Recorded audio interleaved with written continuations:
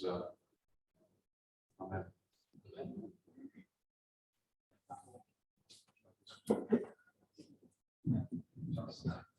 That's fine. That's fine. Thank you for the worship as well, worship team. And I just want to thank them as well, because they turned up here. I don't know what time it was, 1:30, 2 o'clock today, and they've been worshipping and spending time practicing and worshipping together. And I just want to thank them really for doing that and serving us in that way, actually, just because as I rocked up here at sort of 3 o'clock or something, they've sacrificed their afternoon together. So, and thank you for leading us in worship. As Jonathan said, we're continuing in looking at Hebrews. We've done 3 talks now, I think. We're in Hebrews 2. He did say in the beginning we were looking at Ephesians, so I sort of panicked. Yeah, he did say Ephesians, so I slightly panicked and think I missed the memo somewhere. But it is Hebrews we are still looking at for a good number of weeks now. And so I just wanted to remind ourselves about a couple of things, basically about the book as a whole, the book of Hebrews in the New Testament. It was spoken or written to a group of Christians in the first generation after Jesus. That's what we know about it. These are Christians who had begun a journey of following Jesus, but difficulties and persecution had come along, and they were sort of perhaps returning to some of their old Jewish practices that might make them stand out less or give them a bit of reassurance or something like that. Their life experiences, full of uncertainty and difficulty, obstacles that they hadn't expected, had started to cause them to look away from trusting in Jesus and back to stuff from the past. And the writer is aware of this, and his whole message to them is, keep going, keep your eyes on Jesus. And the writer, like I said, he's a fellow runner in the race. He's drawing alongside them and he's encouraging them to keep going, don't give up, to keep looking at Jesus. And it's almost like the first big chunk of it is like this extended meditation on Jesus, on who he is and what he's done. And it's also about reminding us that actually we're in this journey, we're in this race, and there is a prize that awaits us if we stay the course, if we keep trusting in him. And one of his urgent appeals throughout, which you see repeated, is this: Jesus is better. He's better than the other things that you're tempted to go and put your trust in. And one way the writer, this was last week's talk, one way the writer gets our attention at times is that he gives these very serious warnings. And if you just bring up the next slide. And the warning's there in advance of an obstacle, and it's to remind us that something big's at stake. And I spoke on this in the start of this chapter, where there's this pause where he's been talking about Jesus, and then he pauses and he gives us this warning, and he says, pay attention, because what's at stake is our great salvation. And the writer is reminding us this is life and death stuff he's talking about. So today we're going to pick it up from the next bit, the next verses, which is verse 5 in chapter 2. And the writer now, he returns back to this topic of Jesus, reminding his audience that Jesus isn't to be confused with sort of angels. That's what he's been doing in chapter 1. That Jesus isn't just a purely spiritual being and a messenger from God, that Jesus is better than the angels. And chapter 1 is all about majoring in on Jesus' identity, that he's better than that. Jesus is the heir of everything. He's the one in whom God has made the world. And he's our rescuer and the one who saved us from our sins. And the writer has looked at Jesus' journey, really the journey to take his place alongside God the Father after dying and coming back to life. But now in chapter 2, he sort of goes backwards and he's focusing in on Jesus' humanity. He's coming to us. And why, in the fullest sense, Jesus is not just better than the angels, he is a better human too. And as we look at this chapter, I want us to just focus in on 3 things. If you bring up the next slide. The first one is the human journey, our original destiny. what we were meant for, and where it's all gone wrong. And the second thing I want us to look at is Jesus' own journey of becoming human. How he identifies with us, what his life and his suffering and his death has achieved. And then thirdly, our new identity as children of God because of what Jesus has done in completing his journey. That he's shown himself to be the faithful son to God in living the human life obediently and dying for our sakes. Our hope, our new identity is in faith of who Jesus says he is as God's own son. So we're going to read it together from Hebrews 2, chapter 5. And you probably won't see that, but if you've got phones or even Bibles, if you've got those, you might look at it on that. But we'll go through.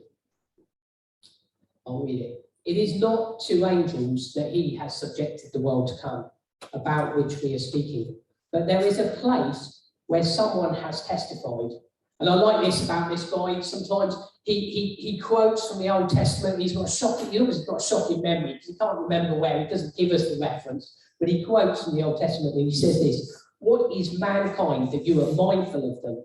A son of man that you care for him.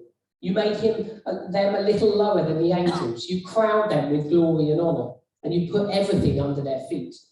And it put in everything under them. God has left nothing that is not subject to them. Yet at present, we do not see everything subject to them. But we do see Jesus, who was made lower than the angels for a little while, now crowned with glory and honour because he suffered death, so that by the grace of God, he might taste death for everyone. In bringing many sons and daughters to glory, it was fitting that God, for whom and through whom everything exists, should make the pioneer of their salvation perfect through what he suffered. Both the one who makes people holy and those who are made holy are of the same family. So Jesus is not ashamed to call them brothers and sisters." And moving on the slide, he says, "I will declare your name to my brothers and sisters. In the assembly I will sing your praises." And again he says, "I will put my trust in him." And again he says, "Here am I and the children God has given me." Since the children have flesh and blood, he too shared in their humanity, so that by his death he might break the power of him who holds the power of death, that is the devil, and free those who all their lives were held in slavery by their fear of death. For surely it is not angels he helps, but Abraham's descendants. For this reason he had to be made like them, fully human in every way, in order that he might become a merciful and faithful high priest in service to God, that he might make atonement for the sins of the people, because he himself suffered when he was tempted. He is able to help those who are being tempted. And I know that's a big chunk of scripture. But we're going to look at those three things. And the first thing I want us to focus on then is our human destiny. If you just go back a slide, you can just stay on the original text. Yeah, that's right. Firstly then, our human destiny. What we were made for and where it's all gone wrong. See, the writer of Hebrews, as I said, he's quoting from a psalm in the Old Testament, Psalm 8. And this psalm is a reflection on humans' place in the universe. And if you go back a slide to the first bit where you'll see that psalm quoted, I think it's from verse 6 onwards.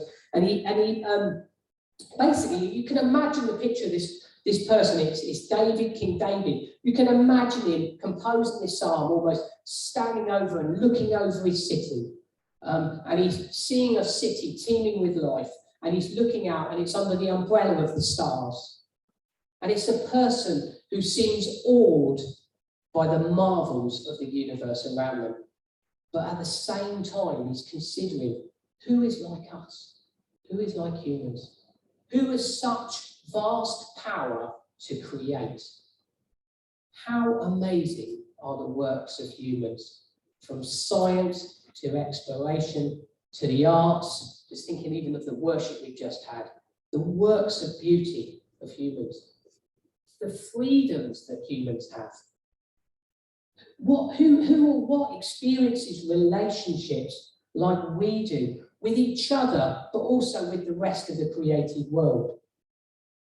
This psalmist is having this moment of contemplating the place in the universe. And I guess it's not difficult when you actually read it and then you think back to the beginning of Genesis, in Genesis 1, verse 26, where God speaks and he says this. He says, let us make mankind in our image, in our likeness, so that they may rule over the fish in the sea and the birds in the sky, over the livestock and all the wild animals, and over all the creatures that move along the ground.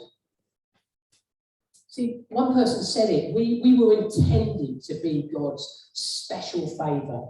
We were made in God's image to rule over and take care of the world in close friendship with God. But rather, as we know, than being humans being faithful carers of all that God has made, humans rebelled against God. We were made to live being cared for by God, but we've thrown it back in his face. What we see now is not harmony with the rest of creation and others, but a broken world, full of wrongdoing and death. Our frustrated and flawed humanity is just everywhere. It's visible, isn't it? In verses 14 and 15, in our Hebrews passage, the writer reminds us that humans now, they don't live like that. They live in the shadow of sin and death. It's all around us. We live in the power of death, the influence of the devil and sin, and we live in slavery to the fear of death. And we see this so clearly, don't we, in the pandemic in the world at the moment. It's not just death, but also the injustices there, so clearly seen. Despite the incredible privilege humans have been given in the universe, the writer of Hebrews reminds us that actually we've fallen well short of the design. We've missed our destiny, and we live in a frustrated and a broken world, and death appears to have the final word. And if this truly was the final word for human beings, that death is the end of all things, it's kind of hard not to get a bit depressed about that state of reality.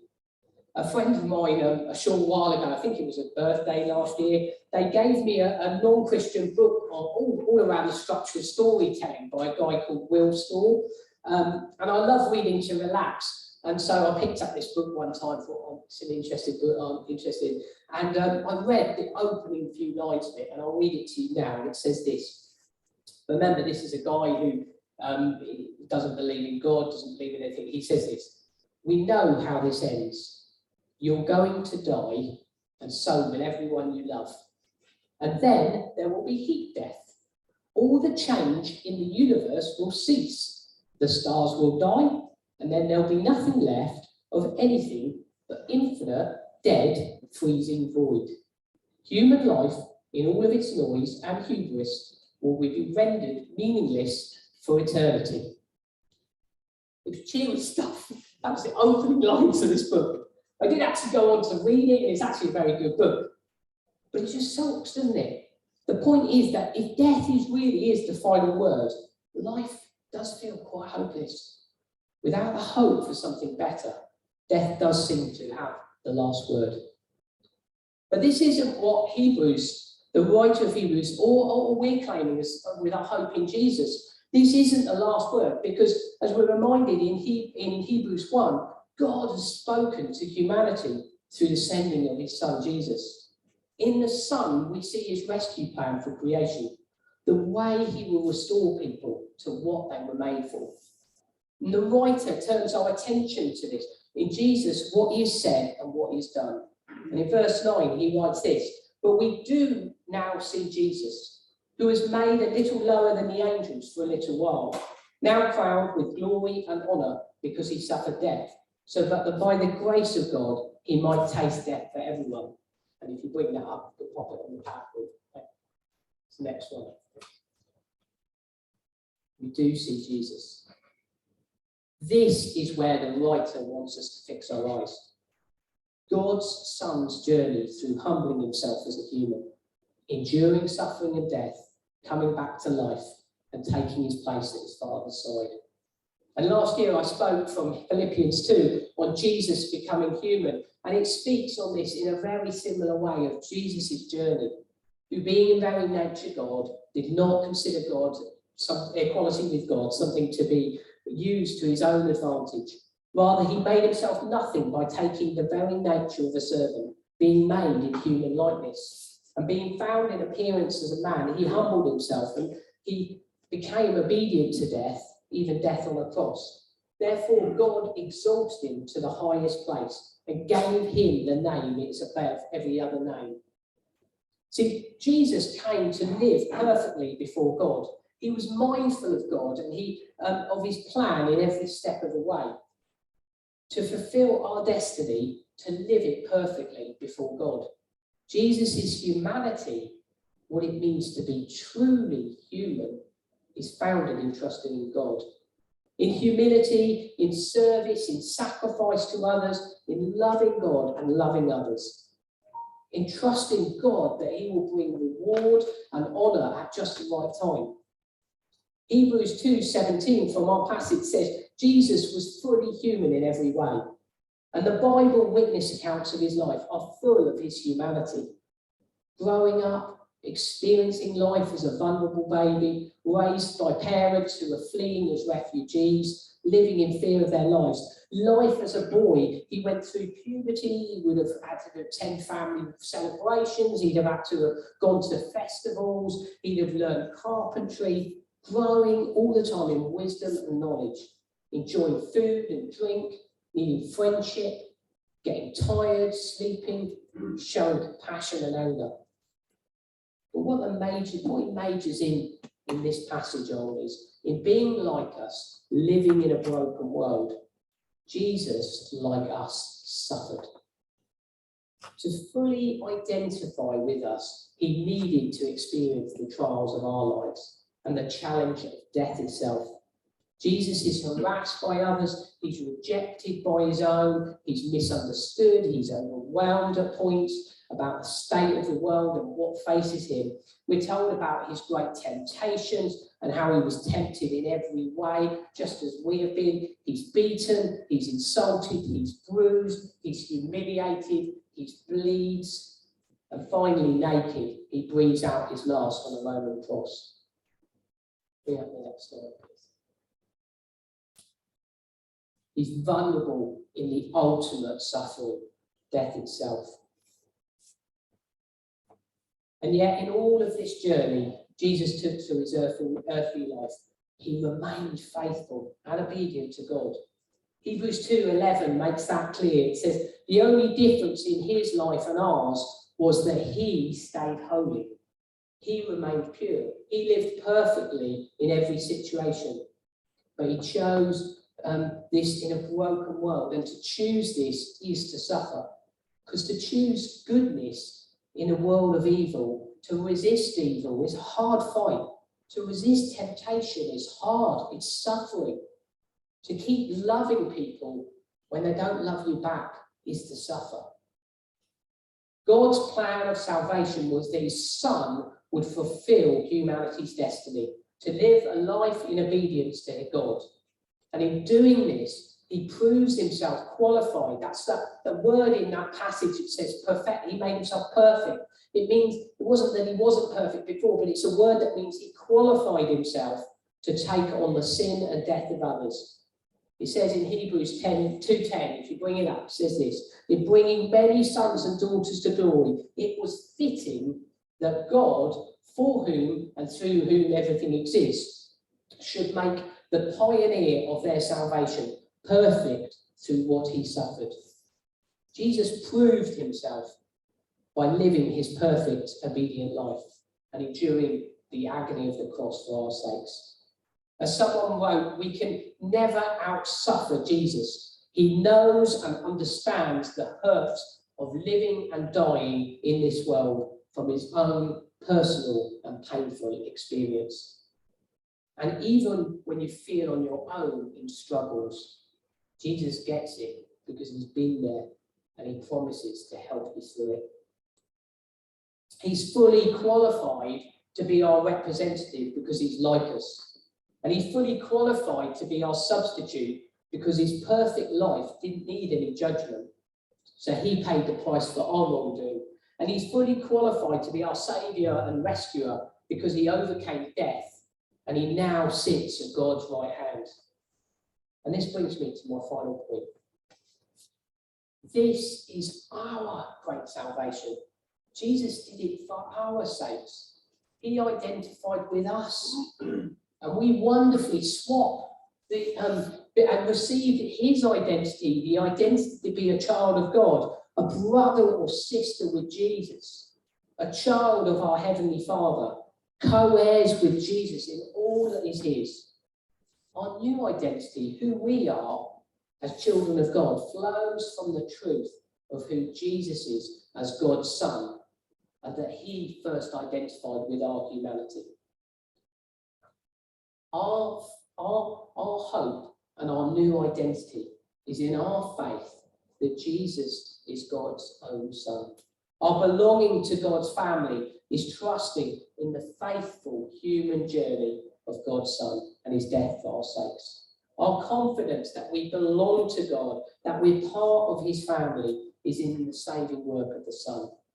Jesus has done the work, and now we're his brothers and sisters.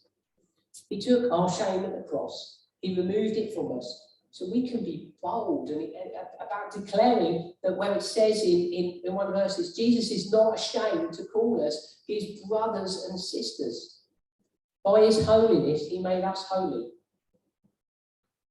Our hope that death has been overcome is in Jesus' victory over death. We've been promised a homecoming and that death is not the end of things. And as this verse says, we have been freed from the fear of death. And then he's promised he'll bring us into the glory, the presence of God, where he sits at the Father's side. So our new identity, what it means to be truly human, is found by looking at the example of Jesus, the Son. And even if that means for us to suffer for a time, our destiny is to be like him. Romans 8:29 says that we're to be conformed to the image of Jesus. We're to take on the family likeness. See, our help in trials and struggles is right at the end of chapter 2, and it says it's found he helps us in our struggles because he sits glorified at the right hand of God. The power for us to be better human beings lies not in us, but in him. So to finish, we don't yet see the end of this journey. We're not on the finish line, and we don't yet see the creation as God intends it to be. We still see suffering all around us in the world, and we see death and evil operating. But the power of these things has been disarmed by Jesus.